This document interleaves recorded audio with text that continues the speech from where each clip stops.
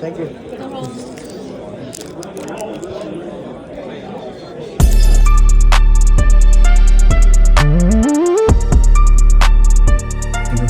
Hello YouTube, welcome back to the channel. I hope you guys are doing well. I know it's been a while since I've uploaded a video, but here we are. We're back fresh from Toronto's regionals. I actually just got home and I just want to showcase my deck profile before I unsleeve these and put it back to the binders. So this is actually my first regional since I just got here in TCG land. So overall it was a good experience, but without further ado, here's the deck profile. Okay, so starting with the monsters, I played 3 Marmaleo, 3 Mantis, 3 Pudica, 2 Dionea, and the 2 Arachnocampa. Just let me fix the glare there. So pretty standard for any Traptrix deck. So we need 3 Marmaleo because it searches our traps, especially the best trap in the deck, Holtea. And then Mantis at 3 also, because there are times where you don't have any trap, but you need to trigger Sarah. That's why you need to search for Arachnocampa to use its effect and have Sarah set 1 trap, which is our Holtea. And then I also run 3 Pudica because the banish effect is just too great to pass out, and also it searches our field spell. And then I play 2 Dionea as well, just for trap cards recursion. This is really good. In your full combo, this will bring you your cost from the discard of Holtea back to the field. And of course Arachnocampa. I really like its effect that it protects your back row, but more importantly, it triggers your Sarah in your combo. So that's the standard lineup for my Traptrix monsters.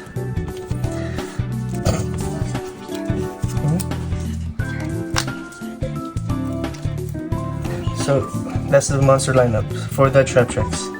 Now for my tech, I'm running 3 Ragnaraika cards. People had to read these because they're not used to seeing this in the Traptrix deck, but I run 1 Lizard, 1 Beetle, and 1 Evil Seed. So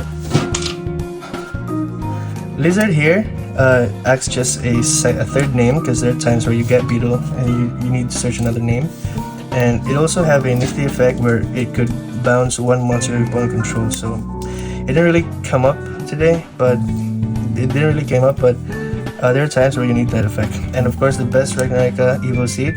This will allow you to add 2 Ragnaraika cards with different names and then banish 1. I'll show you the the combo after this, just for the engine. But if you've been in my channel, you'll see 2 of my videos covering this tech for Traptrix. So that's the Ragnaraika lineup. And of course, 3 Parallel Exceeds. I've tried building this deck without these 3, but it's really hard to pass out for this because it gets your deck going. Yeah, you just don't want to pass on that. And you can still play around Exceed, where you can still end with a decent board with the Ragnaraikas, even though you're locked. So yeah, 3 Parallel Exceed. So that's for the monster lineup. For the spells, I ran 1 Garden, 1 Bloom, and 3 Pot of Prosperity.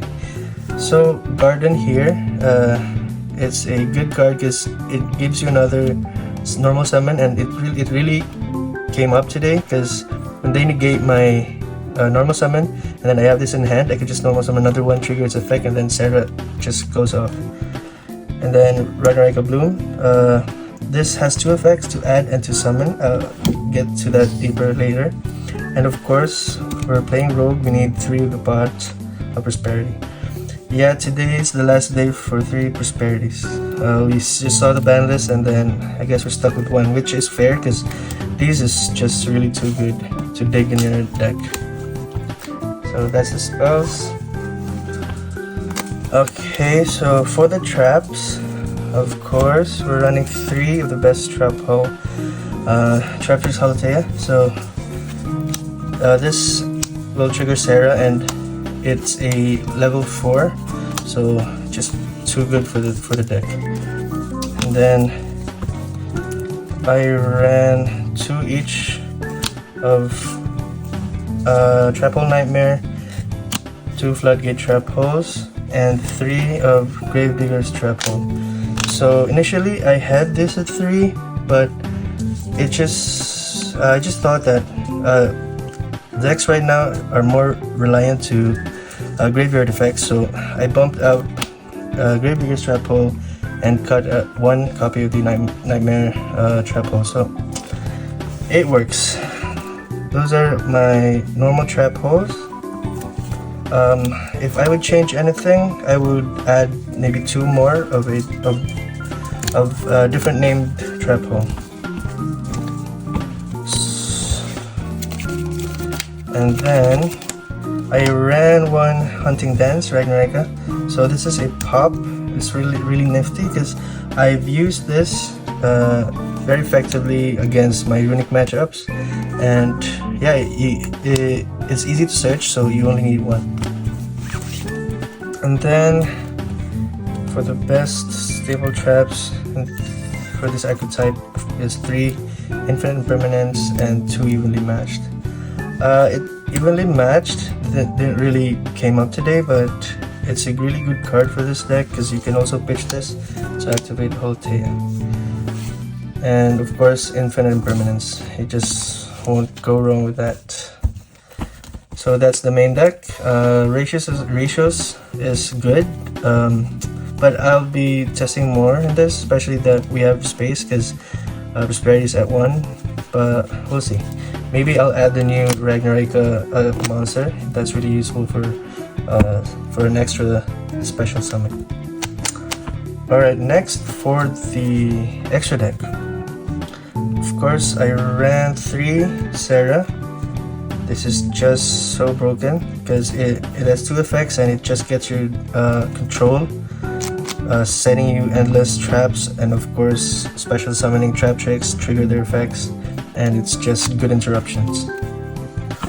And then I ran 1 Hermos Seraphy Jasmine. Yeah, so this is just a tribute and special summon 1 plant, and by an art combo we usually just grab Seed and then trigger Seed to just go off for the combo. So Hermos Seraphy Jasmine is a good card for this variant. And then for the Ragnaraika extra deck, I ran 1 Soldier, 1 Monk, 1 Snapper, and the 1 Sovereign. Soldier is one of the best because it's just the best way to climb into your links. But when you use Parallel Exceed during that turn, you can't use its effect. But you can still use it as a body because it's a link too. And when you use Beetle as the effect, you can just bring it back and then summon Link 3 Monk to just go off from there. And then Monk is the Trap Searcher, which Link 3.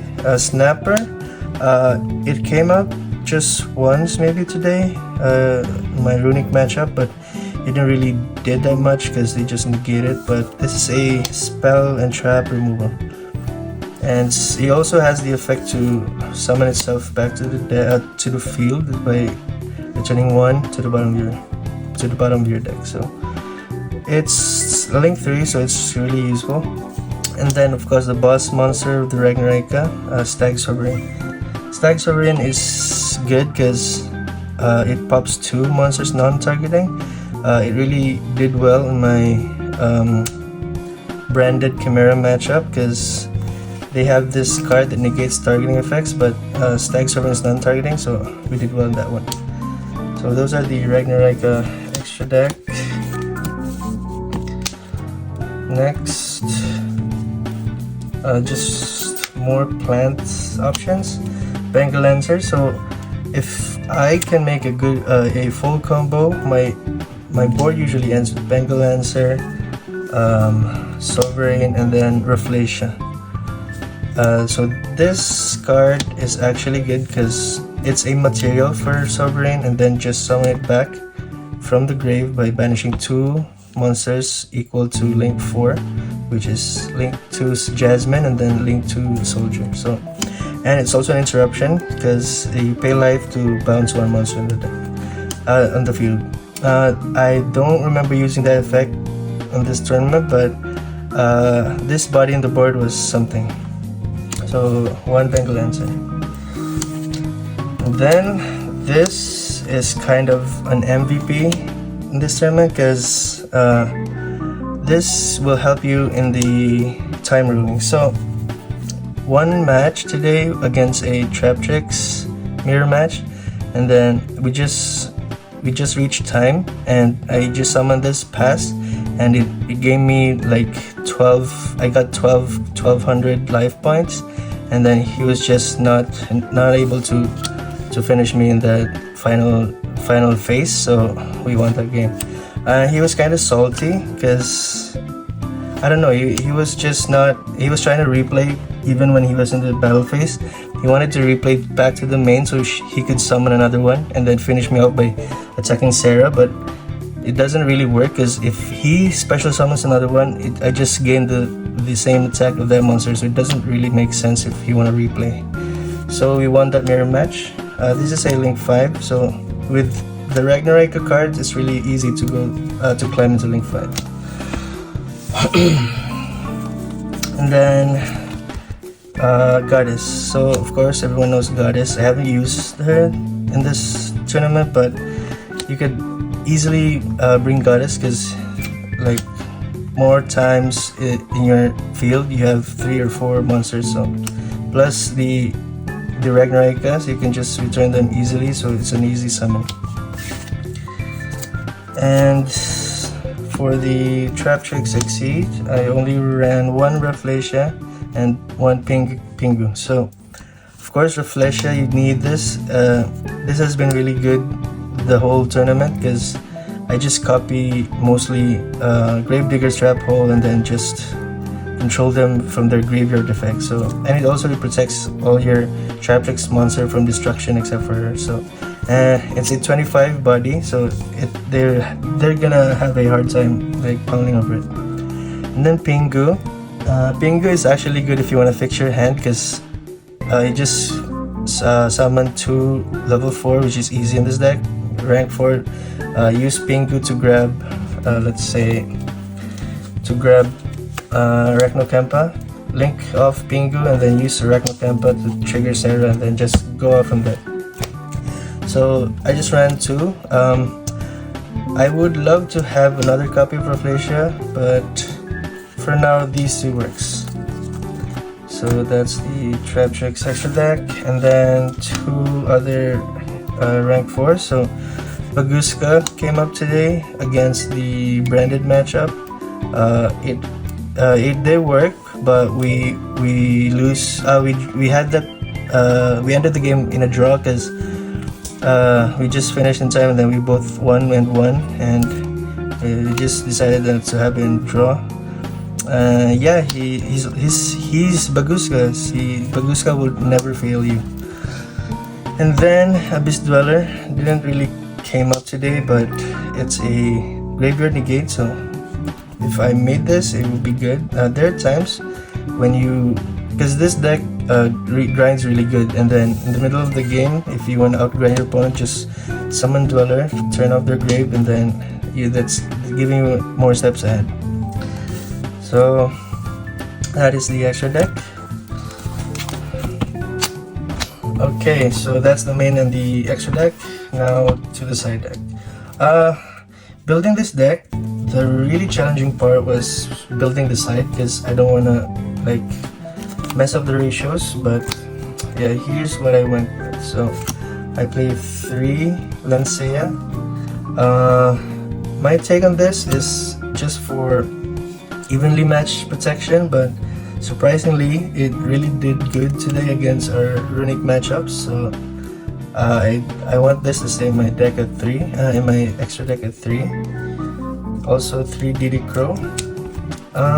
Theoretically DD Crow is good in our format today, but I don't really like doing sniping one grave and then having less engine, because having these 6 cards in your deck during siding really hurts your consistency. So I might just change this into another trap.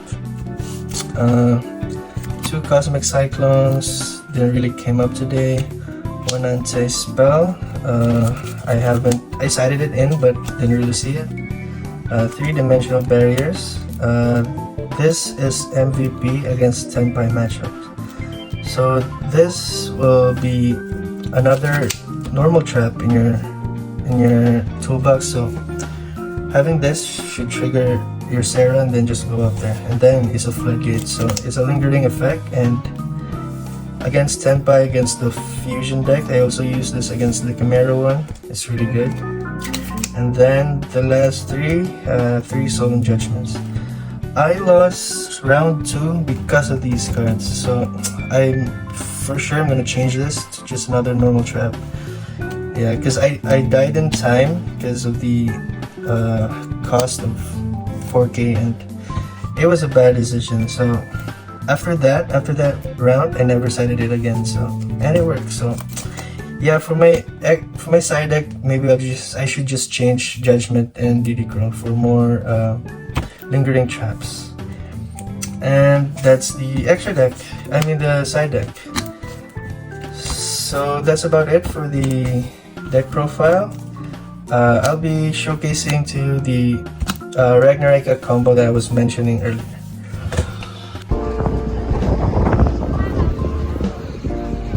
Alright guys, so I was mentioning earlier about the Ragnaraika combo line. So here's what you need. So the moment you summon Jasmine, let's say you have Ragnarkampa in a zone that it's pointing to, we use its effect to tribute and then summon from deck Evil Seed. So when Evil Seed was summoned, you can add 2 Ragnaraika names, and then you have to banish one. So in this case, you'll banish Beetle, and then you'll use Bloom, activate its effect to summon Beetle back to the field, and then you're gonna link 2 into Soldier, and then Beetle will trigger in the graveyard. When it's used as a link material of a Ragnaraika monster, it can summon 1 level 4 lower insect from the grave. So you can summon him back, or just grab any other Traptrix from grave and special summon it. Let's say, because it happens today that I have Dionea in grave, just summon Dionea and then just set another trap. So let's just say we have Dionea, and then Dionea can set another trap. And then you use Soldier's effect to summon 1 Ragnaraka from grave. You want to summon Seed so you can recur it later.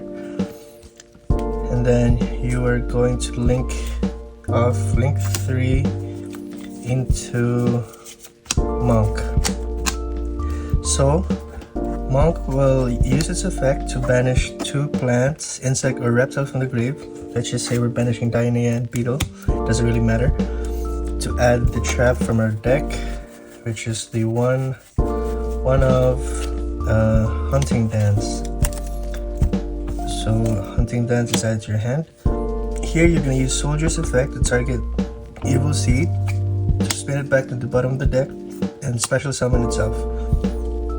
And then you're going to use 2 plant monsters to link off into Bengal Lancer. And then here, link 5 into Stag Sovereign, and then you're going to use Bengal Lancer's effect, banishing Jasmine and Soldier to bring back itself.